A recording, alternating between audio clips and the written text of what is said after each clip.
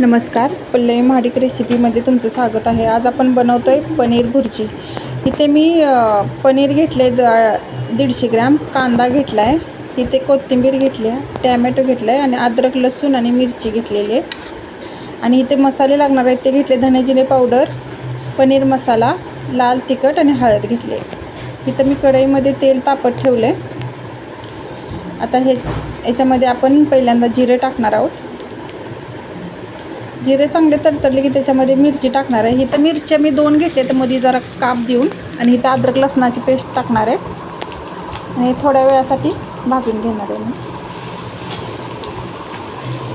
ते थोडंसं लालसर रंगावर भाजून झालं थोडंसं की आपण ह्याच्यामध्ये कांदा घालणार आहोत.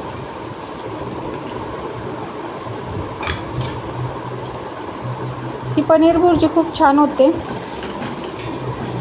अगदी हॉटेलमध्ये लागते तशाप्रमाणे ही लागते. तुम्ही एकदा नक्की ह्या पद्धतीने करून बघा. हा बघा कांदा लाल झाला, त्याच्यामध्ये आपण टॅमॅटो घालूया. टॅमॅटो पण मऊसर होईपर्यंत आपल्याला ह्याला शिजवून घ्यायचं आहे तेलामध्ये फ्राय करून. हे बघा असं. आता हे मऊ झालं बघा टॅमॅटो. हे पनीर आहे ना, असं थोडंसं बोटाने प्रेस करून घ्यायचं आहे आपल्याला, किसून नाही घेणार आहे मी. अगदी छोटे छोटे प्रेस करून घ्यायचं, फक्त असं थोडंसं दाबून घेतलं का मग ते पनीर होतं आहे मऊ जराशी. हे सगळं मी आता तसंच मॅश करून घेणार आहे फक्त बोटाने. इकडे बघा आपला कांदा टॅमॅटो एकदम असा मऊसूत झालेला आहे. आता ह्याच्यामध्ये ना आपण हे जे मसाले आहेत ना ते सगळे घालून घेऊया आणि परत 2 मिनटासाठी हे परतून घेऊया.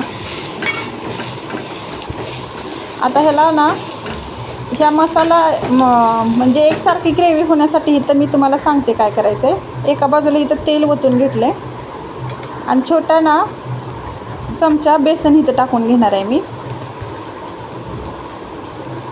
आणि हे 2 मिनटासाठी चांगलं भाजून घेणार आहे बेसन. म्हणजे काय होतं, कांदा टॅमॅटो असं वेगवेगळं होत नाही. पाणी थोडं टाकलं की आपण त्याची ग्रेव्ही चांगली बनते, एकसारखं कोटिंग चांगलं येतं त्याला. आणि कसं ते दिसायला पण म्हणजे खायला पण छान होतं. नाही तर टॅमॅटो एका बाजूला, पनीर एका बाजूला असं होत नाही, एकसारखी ग्रेव्ही दिसते तुम्हाला. हे बघा आता हे भाजलं आहे आपण.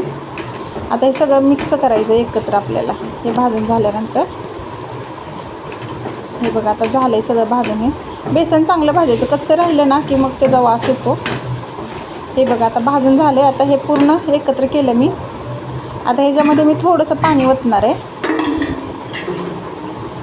मी जास्तीचं पाणी ओतणार नाही आहे, थोडंसंच ओतणार आहे.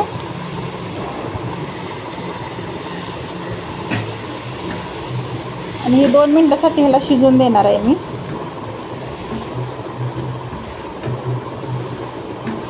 म्हणजे मसाले वगैरे चांगले शिजले जातात. वरून कोथिंबीर घालते मी. पनीर आपण लास्ट घालणार आहोत ह्याला कड आल्यानंतर. ह्याच्यामध्ये मीठ पण टाकणार आहे मी. हे बघा ह्याला कड आला आहे ना, आता हे मी पनीर मॅश केलेलं आहे ना ते ह्याच्यामध्ये घालून घेणार आहे. अशा पद्धतीने भाजी तुम्ही बनवून घेतली ना की लहान मुलं पण खूप आवडीनं खातात आणि डब्यासाठी पण ही छान होते आणि लवकर होते. ज्याला जास्त काय हे लागत नाही, तयारीची काही गरज पडत नाही जास्त. इथं आपली ह्या पनीरची भाजी तयार झाली धाबा स्टाईल. कशी झाली नक्की कमेंटमध्ये करून सांगा. सबस्क्राईब करा, लाईक